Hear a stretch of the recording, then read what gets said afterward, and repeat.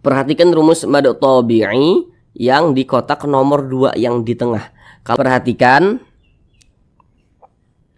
tanda mad atau tanda panjang yang di kotak nomor 4. Kita lihat di samping, huruf kaf itu termasuk huruf ikhfa hakiki dan dia termasuk kepada ikhfa hakiki ab'ad. Kenapa?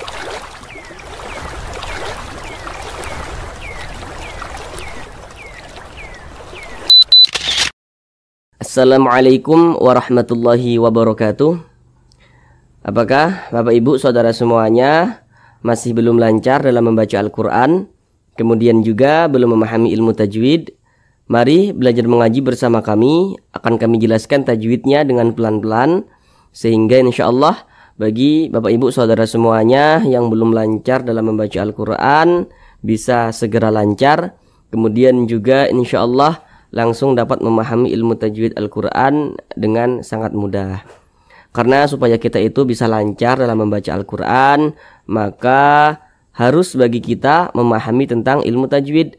Oleh sebab itu kami berupaya untuk membantu Bapak Ibu Saudara semuanya agar dapat memahami ilmu tajwid dengan mudah, dengan penjelasan yang kami jelaskan dengan pelan-pelan. Namun sebelum itu kami doakan terlebih dahulu semoga Bapak Ibu Saudara semuanya senantiasa dalam keadaan sehat, dipermudah segala urusannya, dikabulkan segala hajatnya, dan senantiasa dilancarkan rezekinya oleh Allah Subhanahu wa Ta'ala. Amin, amin ya rabbal alamin. Baiklah, langsung kita mulai belajar mengaji Al-Qur'annya. Baiklah, kita kali ini akan belajar mengaji Al-Qur'an dengan penjelasan tajwidnya yang pelan-pelan, yakni masih di surah Al-Baqarah ayat 198. Akan tetapi di surah Al-Baqarah ayat 198 ini kita bagi menjadi beberapa bagian supaya durasinya itu tidak terlalu lama.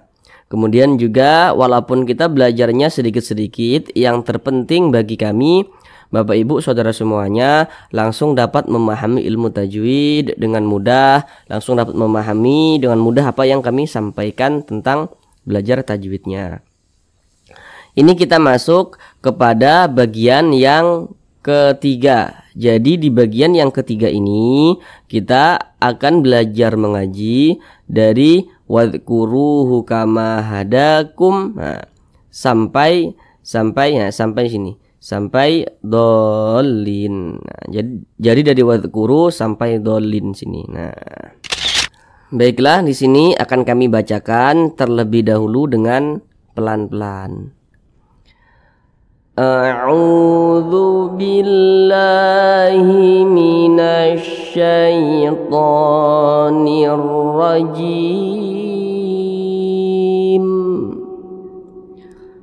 Bismillahirrahmanirrahim. Wadhkuruhu kama hadakum wa in kuntum min qablihi laminadh-dhalin.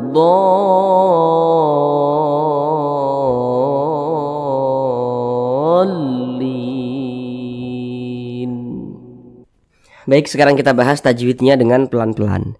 Namun sebelum itu ada beberapa hal yang kami sampaikan di awal supaya nanti lebih memudahkan Bapak Ibu Saudara semuanya dalam memahami apa yang kami sampaikan. Kalau nanti kami katakan huruf di belakangnya atau huruf sebelumnya, maka itu adalah huruf yang berposisi sebelah kanan. Sebelah kanan berarti sebelah sini ya, sebelah sini. Nah, kalau nanti kami katakan huruf di depannya atau huruf setelahnya, maka itu adalah huruf yang berposisi sebelah kiri, berarti sebelah sini, sebelah kiri. Kemudian baris satu ke atas ini disebut juga dengan tanda baca fathah atau harokat fathah. Kalau baris satu ke bawah seperti ini disebut juga dengan tanda baca kasroh atau harokat kasroh. Kalau yang seperti ini ya, yang seperti ini disebut juga dengan tanda baca dhammah atau harokat dhammah. Yang pertama di sini wadhkuru, huruf ra dibaca tabkhim, dibaca tebal. Jadi huruf ra yang memiliki tanda baca dhammah. Tanda baca dhammah, kemudian dia berada di tengah bacaan. Nah, maka itu pasti dibaca tebal begitu. Dibaca tabkhim. Nah, jadi ketika kita mengucapkannya atau melafazkannya, pangkal lisan kita atau pangkal lidah kita itu naik terangkat ke atas ketika kita mengucapkannya. Wadhkuru. Jangan wadhkuru jangan. Tapi pangkal lisan kita itu naik terangkat ke atas. Wadhkuru seperti itu. Kemudian ru ini dibaca panjang. Perhatikan rumus mad tabi'i yang di kotak nomor 2 yang di tengah.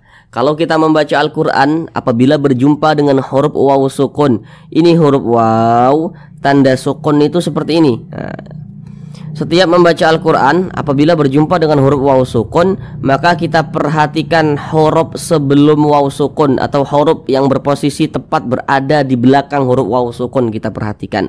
Ini huruf waw sukun, mana huruf di belakangnya atau huruf sebelumnya. Nah, tadi sudah kami jelaskan, kalau kami katakan huruf sebelumnya atau huruf di belakangnya, maka berarti huruf yang berposisi sebelah kanan. Ini huruf waw sukun. Huruf di belakangnya mana? Berarti huruf ra ini. Kalau ada huruf waw sukun, di belakang huruf waw sukun itu ada huruf yang memiliki tanda baca dhammah nih. Maka huruf yang memiliki tanda baca dhammah yang berposisi tepat berada di belakang huruf waw sukun atau tepat sebelum huruf waw sukun, maka huruf tersebut dibaca panjang. Ini huruf ra dibaca panjang sebab dia memiliki tanda baca dhammah nih, dan posisi huruf ra ini tepat berada di belakang huruf waw sukun. Ini huruf waw sukun, di belakangnya ada huruf yang memiliki tanda baca dhammah. Nah, sehingga huruf tersebut dibaca panjang. Jadi singkatnya, rumus mad tabi'i yang di kotak nomor 2 itu secara singkatnya, huruf waw sukun pasangannya adalah tanda baca dhammah. Nah, sehingga huruf sebelumnya atau huruf di belakangnya itu dibaca panjang seperti itu. Mad tabi'i panjangnya itu 2 harokat, 1 alif 2 harokat. 2 harokat itu untuk lebih mempermudah, kira-kira temponya itu 2 ketukan, 1 2. Wadhkuru. Nah, ketukannya itu hanya sarana saja untuk kita mempermudah dalam belajar. Dan ketukannya itu pun tergantung tempo bacaan kita ya saudara semuanya. Wadhkuruhu kama, ma dibaca panjang. Perhatikan rumus mad tabi'i yang di kotak nomor 3 yang di tengah. Yang mohon maaf di kotak nomor 3 yang di samping. Kalau kita membaca Al-Quran, apabila berjumpa dengan huruf alif, ini huruf alif nih yang disambung dengan huruf mim. Kalau membaca Al-Quran berjumpa dengan huruf alif, kita perhatikan huruf di belakangnya atau huruf sebelumnya kita perhatikan. Kalau ada huruf alif, kemudian di belakang huruf alif itu ada huruf yang memiliki tanda baca fathah, maka huruf yang memiliki tanda baca fathah yang berposisi tepat berada di belakang huruf alif, maka dia dibaca panjang. Ini huruf alif, di belakangnya ada huruf yang memiliki tanda baca fathah. Nah, maka huruf tersebut dibaca panjang. Nah, huruf mim dibaca panjang karena memiliki tanda baca fathah dan berposisi tepat berada di belakang huruf alif seperti itu. Mad tabi'i panjangnya 2 harakat atau kira-kira 2 ketukan. Jadi secara singkatnya yang rumus mad tabi'i yang di kotak nomor 3 itu, kalau huruf alif pasangannya adalah tanda baca fathah sehingga huruf di belakangnya atau huruf sebelumnya itu dibaca panjang. Da dibaca panjang. Perhatikan tanda mad atau tanda panjang yang di kotak nomor 4. Kalau kita membaca Al-Quran, apabila berjumpa dengan suatu huruf, kemudian huruf itu di atasnya memiliki tanda baca fathah berdiri, maka huruf yang di atasnya memiliki tanda baca fathah berdiri maka dia dibaca panjang. Ini huruf da. di atasnya ada tanda baca fathah, tapi dia bentuknya itu berdiri. Maka huruf yang di atasnya memiliki tanda baca fathah berdiri, maka huruf tersebut dibaca panjang. Mad tabi'i panjangnya 2 harokat atau kira-kira 2 ketukan. Hadakum. Kemudian di sini ada tanda waqaf jaiz. Waqaf jaiz ini maknanya itu kita boleh memilih sebagai seorang pembaca apakah mau diwakafkan atau mau diwasolkan. Mau berhenti di sini juga silahkan, mau kita sambung bacanya, kita teruskan, tidak berhenti, tidak berwakaf di sini juga tidak apa-apa. Misalkan nih, kita baca wadhkuruhu kama hadakum, berhenti kita berwakaf kita boleh. Atau kita lanjutkan wadhkuruhu kama hadakum wa in kuntum sampai seterusnya. Boleh juga seperti itu, tidak berwakaf di sini. Jadi terserah kita, mau diwakafkan silahkan, mau diwasolkan juga silahkan begitu. Kemudian di sini ada huruf nun sukun. Ini huruf nun tanda sukun seperti ini, berjumpa dengan huruf kaf. Namun sebelum itu perhatikan dulu di samping. Kalau kita membaca Al-Quran, apabila berjumpa dengan huruf nun sukun atau berjumpa dengan salah satu tanda baca tanwin. Tanda baca tanwin itu ada 3. Baris 2 di atas yang nomor 1 itu namanya fathatain. Baris 2 di bawah yang nomor 2 namanya kasrahatain, dan yang nomor 3 itu namanya dhammahtain. Pokoknya setiap membaca Al-Quran berjumpa dengan huruf nun sukun atau berjumpa dengan salah satu tanda baca tanwin, maka kita perhatikan huruf setelahnya atau huruf di depannya tuh kita perhatikan. Contohnya di sini yang kita temui adalah huruf nun sukun. Ini huruf nun tanda sukun tuh seperti ini.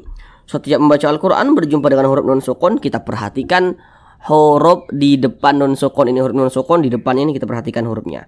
Di sini adalah huruf kaf. Kita lihat di samping, huruf kaf itu termasuk huruf ikhfa hakiki, dan dia termasuk kepada ikhfa hakiki ab'ad. Kenapa dikatakan ab'ad?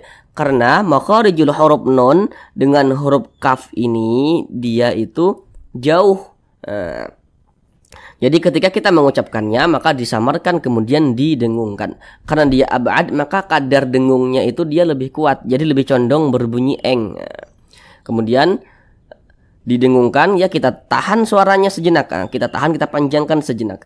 Wa in kuntum, kita panjangkan sejenak. Wa in kuntum, begitu.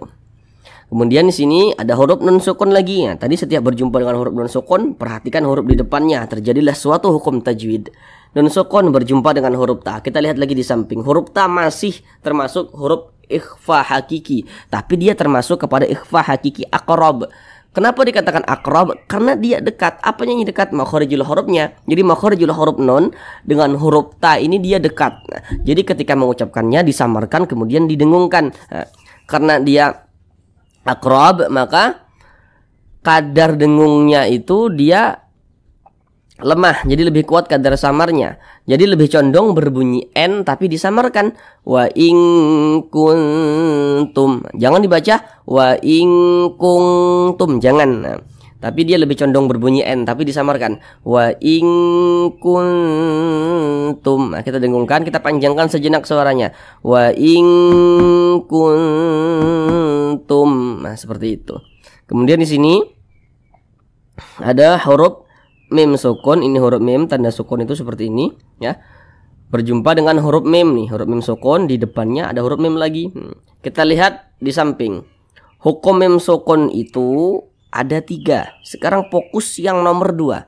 Kalau kita membaca Al-Quran ya, apabila berjumpa dengan huruf mim sukun, di depannya huruf mim yang nomor 2 tuh, yang nomor 2. Huruf mim sukun, maka hukumnya adalah idgham mimi atau biasa disebut juga dengan idgham mislain. Jadi cara bacanya itu didengungkan. Wa in kuntum min qablihi laminad dhallin. Kemudian di sini ada huruf nun sukun berjumpa dengan huruf qaf. Kita lihat di samping, huruf qaf termasuk salah satu huruf ikhfa hakiki, dan dia termasuk kepada ikhfa hakiki ab'ad lagi. Nah, jadi ketika mengucapkannya maka lebih condong berbunyi eng. Min, nah kita tahan, kita panjangkan sejenak. Min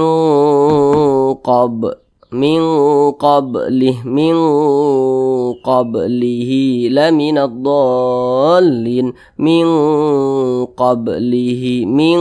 Nah, kemudian ketika kita melafazkannya itu ditebalkan ming, jangan ming tapi ming, ditebalkan ming seperti itu.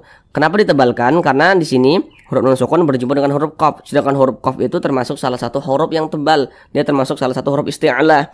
Jadi ketika kita melafazkannya pun bunyi samar dan dengungnya itu pun ikut dia tebal juga begitu.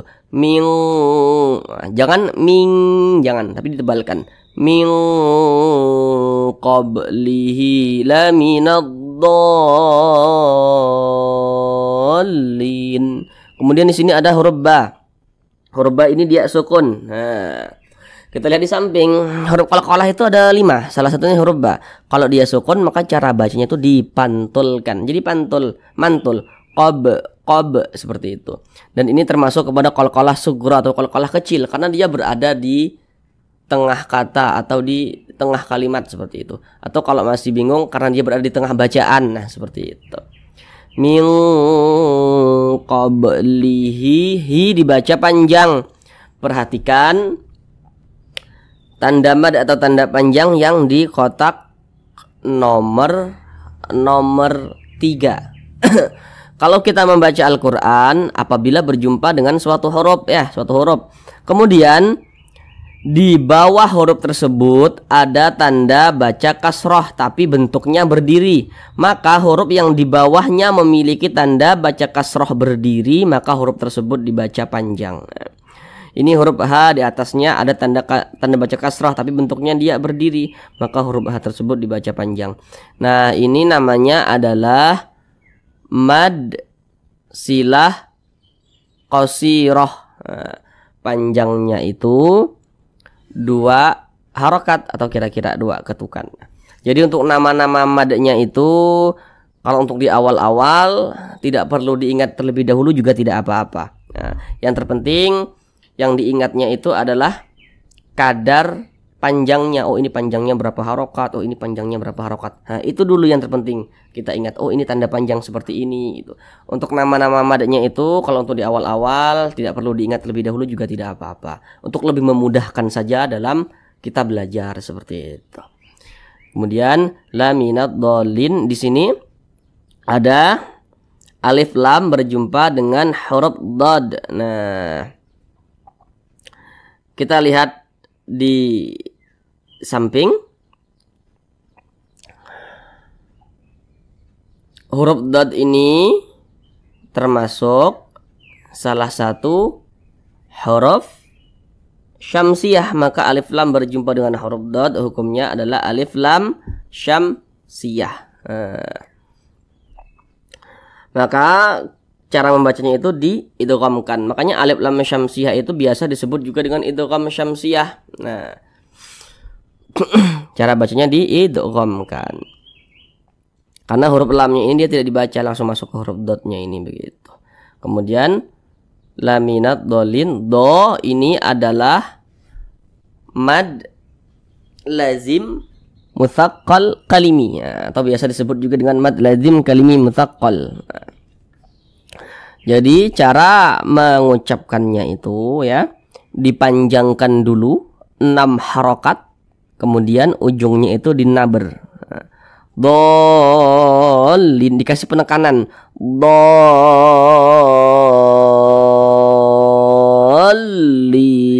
Nah, seperti itu. Mad lazim mutsaqqal kalimi.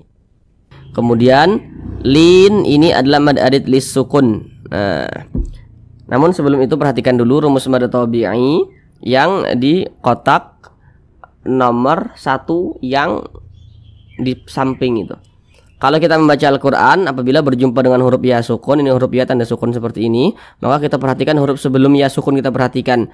Kalau ada huruf ya sukun sebelumnya ada huruf yang memiliki tanda baca kasrah, maka huruf tersebut dibaca panjang. Nah, Pada awalnya namanya mad tabi'i, kemudian mad tabi'inya berjumpa dengan huruf yang kita sukunkan. Nah, maka namanya berubah menjadi mad arid lis sukun.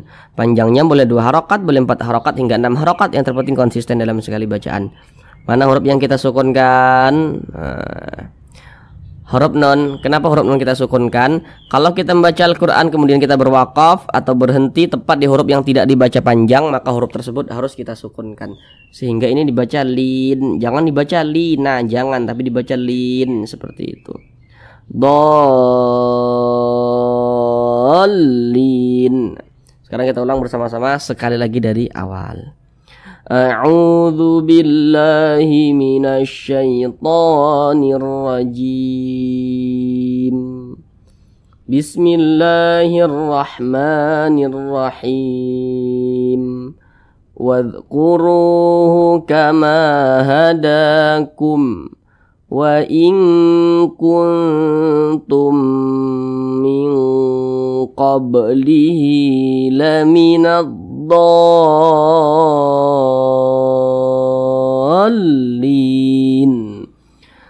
Sadaqallahul azim.